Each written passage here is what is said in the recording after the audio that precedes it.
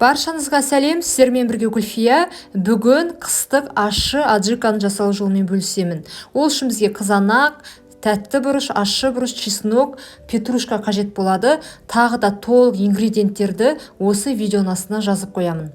Барлық көкөністерді біз ет тартқыштан өткіземіз.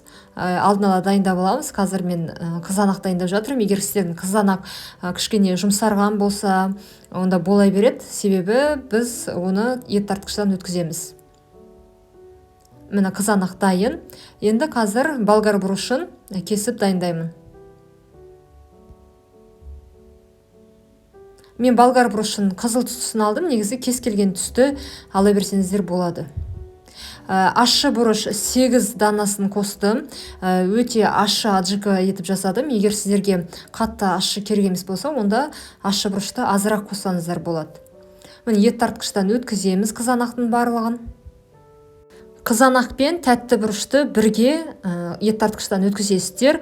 Ал жаңағы чеснок, петрушка, ащы бұрышты бөлек өткізесіздер. Қосып тастамаңыздар. Міне қызанақты өткіздім. Содан кейін болгар бұрышын ет тартқыштан өткіземін. Видеода ыдысым кішкентай болғандықтан қызанақты, тәтті бұрышты бөлек-бөлек ет тартқыштан өткіздім. Егер сіздерде үлкен ыдыс болса, бірге өткізсеңіздер болады. Енді петрушка, ащы бұрыш, чеснокты бірге ет тартқыштан өткіземіз. Бұл аджика аппетитті өте жақсы ашады. Бір жағынан ащы болғанымен сондай бір дәмді болып шығады. Сондықтан жасап көріңіздер, өкінбейсіздер. Мен жыл сайын дайындайтын салаттардың бірі, яғни аджикалардың бірі.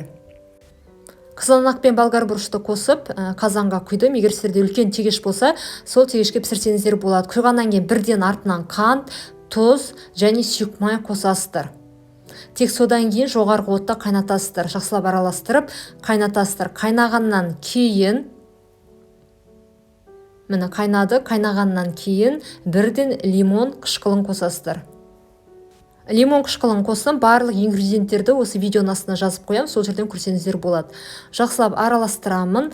Содан кейін бірден петрушка, чеснок, ащы бұрышты қосасыздар. Жақсылап араластырып 25 минут баяу отта қайнатасыздар. 20-25 минут жеткілікті. Содан кейін міне салатта дайын болып қалды. Дайын болып қалған кезде банкілерді, қақпақтарды стерилизациядан өткізесіздер. Мен қақпақты осы қайнатып аламын, қайнаған суға 2-3 минут, және банкілерді парда 2-3 минут ұстаймын. Ыстық банкілерге ыстық аджиканы құямын. Және қақпағын жауып, банкілерді аударып, үстіне орамал жауып қоям бір күнге. Бір күннен кейін шығарамын.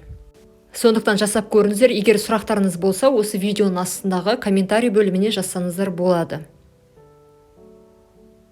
Банкілерді стерилизациялау бойынша YouTube каналымда видео бар. Осы видеоның үстіңгі жағында оң жағына сілтемесін қалдырамын, кіріп көрсеңіздер болады. Міне мен осылай жабамын банкілерді. Қақпақтарын жапқаннан кейін міндетті түрде тексеріңіздер, банкіні аударып. Осы аджиканы дайындасаңыздар, міндетті түрде видеоның астына комментарий бөлімінде бөлісіңіздер. Мен қуанып қаламын.